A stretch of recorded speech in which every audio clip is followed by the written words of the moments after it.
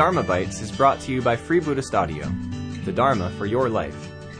Our work is funded entirely by donations from our generous listeners. If you would like to help us keep this free, make a contribution at freebuddhistaudio.com/donate. Thank you, and happy listening. Part of the passage I read earlier is the bit that's kind of always stood out of this sutta for me. So when Arinati, Satyaleva and I all agreed, oh yes, let's just all do a talk on something from this sutta. There's lots I like in this sutra. I love all the little descriptions of the Buddha as a sort of ailing human being and the sort of touching sense of his friendship with Ananda particularly. But I know this is probably the first time I heard this sutta. This was the bit that kind of hit me a bit, or, kind of had an effect. There was one time I had it on my shrine for many weeks around Parinirvana Festival and used to just sort of read it before I meditated, and I did find that helpful. Particularly just the bit about the islands.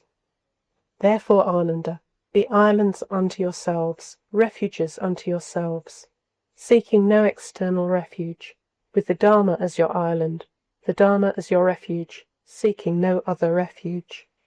So I think this is particularly helpful for me when I just get my attention a bit too kind of out there, too concerned with other people, either in a caring way, but especially in a what do they think of me kind of way.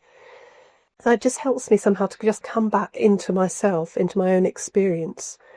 And there's a sort of contentment and trust that grows out of that. But I also find it a bit intriguing. It's kind of quite easy to misread it. Sort of, what does it mean, be an island, really?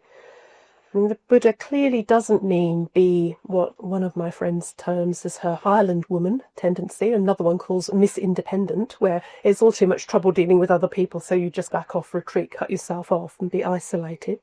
It's really clear that insight into reality will bring us understanding of interconnectedness, not more sort of separation from each other. It really is a fallacy that we can kind of get by on our own, that we can be truly independent. And the Buddha clearly doesn't mean sort of strengthen and defend your sense of yourself, keep everyone out in that way.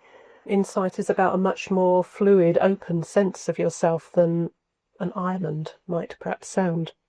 So in what sense can you make yourself, which isn't separate, an island? In what sense can yourself, which isn't fixed and unchanging, be a refuge, really? What does that mean? And is it contradictory or not to make both yourself and the Dharma your island and your refuge? I just wondered sort of what effect it has on you just hearing those words of the text, perhaps after the meditation, just what goes on in you when you hear that. Make yourself an island. Make yourself a refuge. Yourself and no other your refuge. What's that like? And what kind of island comes to mind? What's your island like? If you're an island, what are you? When I hear that passage, it's definitely a rocky island that I would be.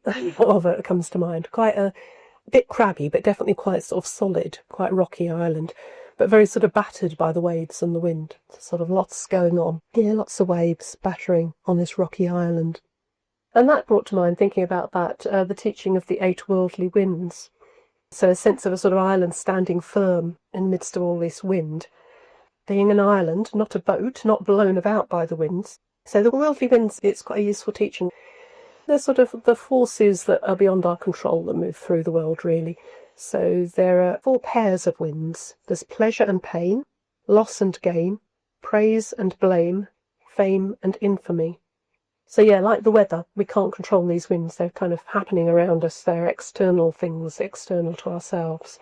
But we can kind of get blown by them. We can be searching for the nice bits and trying to avoid the nasty sides of things all the time.